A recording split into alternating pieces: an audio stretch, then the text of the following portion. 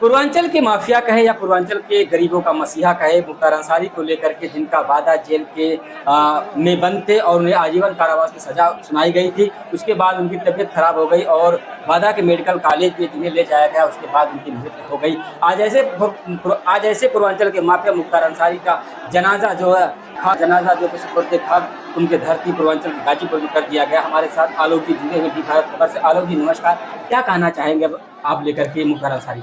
देखिए, हर एक अपराधी का अंत होता है, होना भी चाहिए। मुख्तार अंसारी ना तो मसीहा था और ना ही कोई शरीफ इंसान था। हाँ, उसका एक ट्रैक रिकॉर्ड, उसका इतिहास, उसके पूर्वज देश के लिए स्वतंत्रता के लिए उसके पूर्वज स्वतंत्रता सेनानी थे, लड़े।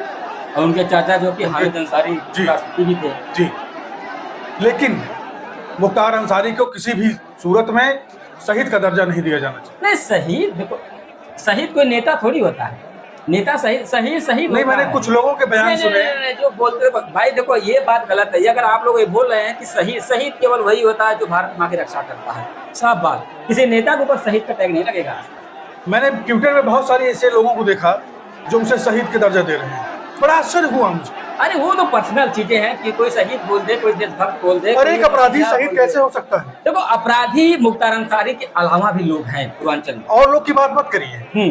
आज कल मुख्तार अंसारी, अच्छा, जिस कद का पूर्वांचल माफिया मुख्तार अंसारी था, उस कद के माफिया क्या पूर्वांचल में नहीं है?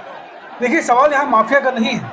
अगर आप मुख्तार अंसारी के बारे में माफिया का यहाँ पर नहीं, अगर आप केवल सवाल माफिया का है। जी नहीं, अगर आपने हमें अपने चर्चा में बुलाया है तो सवाल सिर्फ मुख्तार अंसारी का करिए। सवाल मुख्तार अंसारी जैसे माफियाओं का है, मुख्तार अंसारी जैसे संलिप्त लोगों का है, जैसे मुन्ना बजरंगी जैसे लोग हैं और जो कि ब्रजेश सिंह जैसे लोग हैं। क्या ये माफिया नहीं है? बिल्कुल माफिया है और एक न एक दिन ये भी सरकार की गिरफ्त में आएंगे। लेकिन ये तो सरकार के जो कि चरण वंदना कर रहे हैं।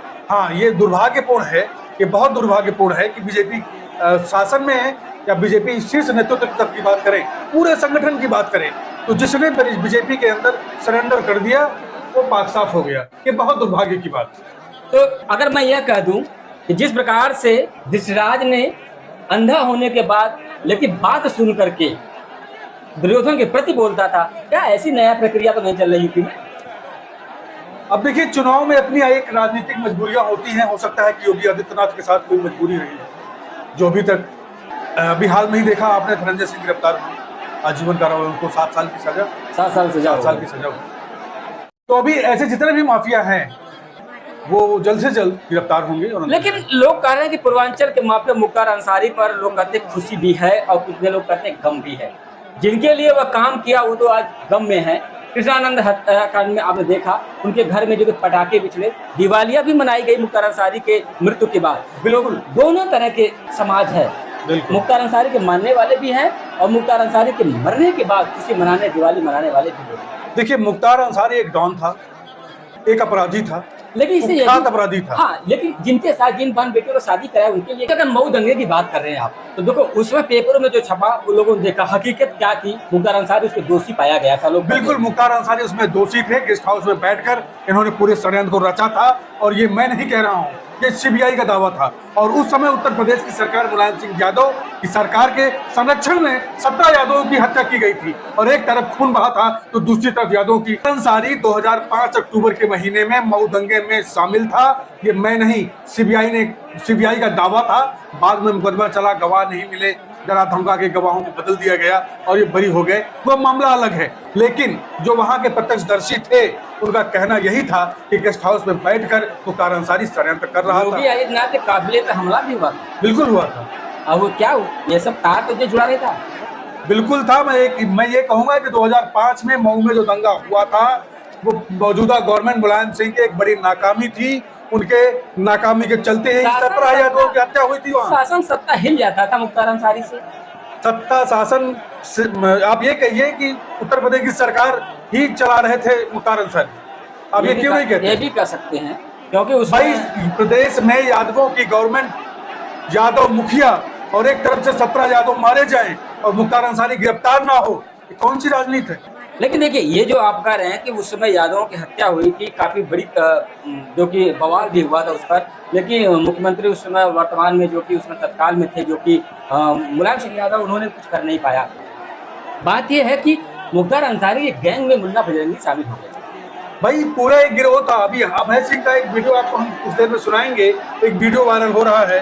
हैरानी की बात है कि जिस अभय सिंह को अभी तक गिरफ्तार हो जाना चाहिए था, जेल के अंदर होना चाहिए था, आज वो सरकार के संरक्षण में, वायु श्रेणी की सुरक्षा में घूम रहे हैं। ये मुख्तार अंसारी के साथ क्या लगता है कि ब्रजेश सिंह, जैसे कि आपको पता है कि मुख्तार अंसारी के प्रतिद्वंदी भी कहा जाता था ब्रजेश सिंह को लेकर के, मुन्ना बजरंगी साथ हो गए और कृष्णानंद के राय हत्याकांड में लगभग कहा गया कि 400 गोलियां चली थी, छन्नी कर दिया गया। 63 गोली लगी थी। 63 गोली तो पोस्टमार्टम में निकली थी, बताया गया 400 गोलियां चली थी उसमें AK-47 से। AK-47 देश में आया कहाँ से?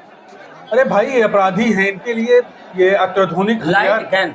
हाँ, ये अत्याधुनिक अधिकार इनके लिए कोई बड़ी बात नहीं है। इनका अब्बू सलेम से लेकर जो इंटरनेशनल माफिया है, इंटरनेशनल आतंकवादी थे, सबसे संबंध थे इनके अतीक अहमद के। अच्छा ये भी कहा जाता है आलोक जी कि अब मुख्तार अंसारी के जाने के बाद जो हिंदू माफिया है, क्या वो वर्चस्व बनाना चालू कर देंगे अपना? देखिए, मैं हर मुद्दे पर तो नहीं कह सकता कि योगी आदित्यनाथ बहुत अच्छी सरकार चला रहे हैं या बहुत अच्छे मुख्यमंत्री हैं, लेकिन अगर माफिया और अपराध की बात करें तो अभी तक अगर जो भी मेरी जानकारी है 2017 के बाद से मेरी नजर में योगी आदित्यनाथ बेस्ट है। हाँ देखो, मैं भी ये कहूंगा कि जो माफिया गिरी हुई थी, थोड़ा सा अगर योगी जी जो विश्राज वाला कानून लगाए हैं ना, दुर्योधन को लेकर मोह माया, वो अगर हटा देंगे ना तो वाकई इससे वस्त नहीं लगता कोई। देखिए, मैं अपने दर्शकों को एक बात जरूर बताना चाहूंगा कि मैं किसी का समर्थन या किसी की तारीफ नहीं कर रहा हूँ, मैं भी नहीं करता, लेकिन कार्य है, सबसे बड़ी बात यह है कि सबका नंबर आएगा यूपी में। देखो, मैं दावे के साथ कह सकता हूं। लेकिन नहीं, अगर नंबर आना होता ना तो जो अभी अभय सिंह का नाम आपने लिया, ऐसे लोगों का भी नंबर आना चाहिए जेल के पीछे। इनको देखिए, हो सकता है कि इनकी कुछ राजनीतिक मजबूरियां हो, और जब तक इनको जरूरत है राजनीति, तो देखो कोई किसी का सगा नहीं है, किसी का। जब तक इनकी जरूरत है इनकी, तब तक ये साथ में है। अगले दिन पता लगा कि धनंजय सिंह की तरह ये भी जेल चले गए। समय बलवान होता है। मुख्तार अंसारी का समय ऐसा था कि जिसके चिराग जलता था, गली से निकलता था, लोग घर के अंदर बंद हो जाते थे। 786 नंबर की गाड़ियां, आज सिर्फ 4 फीट की जमीन में उसका पूरा साम्राज्य। 2004 की है, जनवरी की है, आज से 20 साल पहले की है। और मुख्तार अंसारी का जो भय का साम्राज्य था वो चरम पे था, और सरकार द्वारा जब समर्थन ऐसे माफियाओं को हो जाए तो आप समझ सकते हैं। मैंने अभी आपसे कहा कि वो खुली जीप में मऊ दंगों में घूमता था, जहाँ कर्फ्यू लगा है, किसी की हिम्मत नहीं हुई उसके प्रति कुछ बोल दे, कार्रवाई की तो छोड़ दीजिए। और उस समय मैंने लाइट मशीन गन रिकवर की। आज तक उत्तर प्रदेश में केवल एक ही रिकवरी है, न उसके पहले कभी हुई, न 20 साल हो गया अब तक हुई है। और उसमें पोटा भी लगाया, क्योंकि पोटा एग्जिस्ट करता था।